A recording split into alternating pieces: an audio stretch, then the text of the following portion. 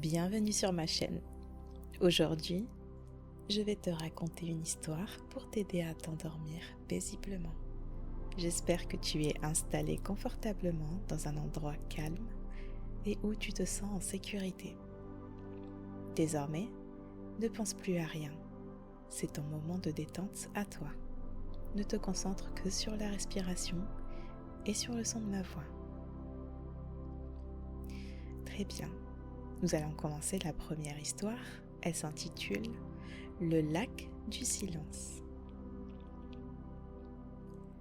Il était une fois, dans une vallée douce et oubliée du temps, un lieu où le silence n'était jamais vide, mais empli d'échos discrets, le bruissement des herbes hautes, le froissement des feuilles au vent, et la respiration profonde de la terre elle-même. Là, entre deux collines couvertes de mousse, un chemin serpentait, presque invisible, comme si la nature l'avait gardé secret pour ceux qui sauraient marcher lentement. Ce chemin menait à une maison ancienne, bâtie de pierres claires et de bois usés. Le tout posé au bord d'un lac vaste et immobile, dont la surface reflétait la moindre lueur du ciel. On aurait dit un miroir, si parfait qu'on ne savait plus où commençait le monde et où il se terminait. La maison avait des volets bleus écaillés par le temps, un toit couvert de lierre, et devant la porte, un banc en bois. Ce banc, poli par des années de repos, semblait inviter chaque voyageur à s'asseoir. Ne fût-ce que pour écouter le silence, car ici, même le silence avait une voix. Chaque soir, quand le soleil se retirait derrière les collines, une lumière douce se posait sur l'eau, comme une caresse dorée. Les arbres, alignés comme des gardiens endormis, laissaient filer des ombres longues et paisibles. Le ciel devenait d'abord lavande, puis indigo, et enfin s'éteignait doucement dans un noir profond saupoudré d'étoiles. Le lac, lui, restait toujours d'une tranquillité parfaite, accueillant les reflets des constellations comme une encre mouvante.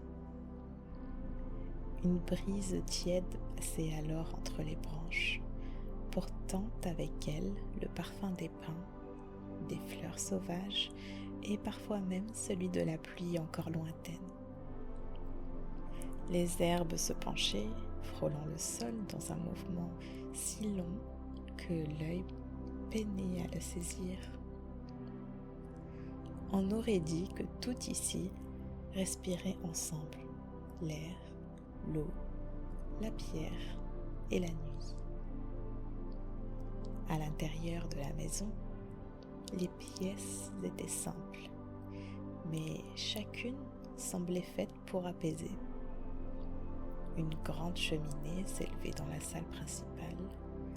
Le bois crépitait doucement, envoyant vers le plafond des étincelles orangées. Les murs, couverts de rayonnages de livres, sentaient la poussière ancienne et le papier vieilli. Chaque page tournée ajoutait un murmure discret au souffle de la nuit. Au grenier, sous les poutres sombres, une petite fenêtre ouvrait sur le ciel. C'était une lucarne minuscule, mais placée de telle manière qu'on pouvait s'y allonger et regarder les étoiles pendant des heures. Parfois, un oiseau nocturne passait, son ombre glissant comme une plume sur la surface du lac. Parfois, un poisson troublait l'eau d'un cercle qui s'élargissait lentement jusqu'à se dissoudre dans l'immensité. La nuit avançait et avec elle, le monde se ralentissait encore davantage. Le temps ne comptait plus. Les battements du cœur semblaient se fondre dans les battements invisibles de la terre. Chaque respiration devenait plus longue, plus profonde, comme si elle suivait le rythme des arbres et de leurs racines immobiles.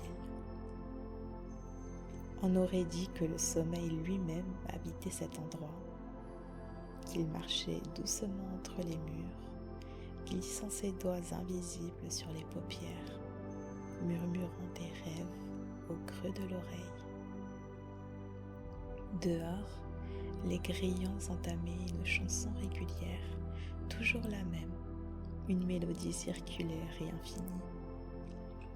Et plus la nuit s'épaississait, plus cette mélodie semblait se mêler au souffle de la brise, jusqu'à devenir presque indistincte, comme un cœur lointain qui bat, paisible, immuable.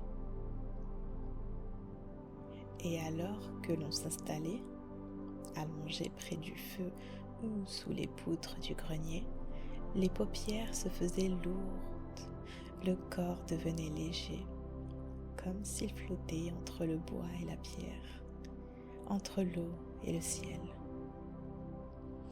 Dans cet espace suspendu, le monde extérieur disparaissait et il ne restait plus que ce voyage lent, cette plongée douce vers l'intérieur. Le sommeil, comme une barque invisible, attendait au bord du lac. On montait dedans sans même s'en rendre compte. Et l'eau, immobile mais profonde, portait le rêve plus loin, doucement, sans effort. Le lac devenait mer, la mer devenait ciel, et le ciel devenait silence. Un silence si vaste et si tendre qu'on s'y perdait, heureux comme un enfant qui ferme les yeux et se laisse emporter. Et tout devenait calme, tout devenait simple, tout devenait nuit. Et voilà la fin de l'histoire d'aujourd'hui. Merci de m'avoir écouté jusqu'au bout. Si tu as aimé ce moment de détente, n'hésite pas à liker, partager ou t'abonner. C'est une première vidéo test. J'espère que les prochaines seront meilleures. À bientôt et passe une très bonne nuit de sommeil.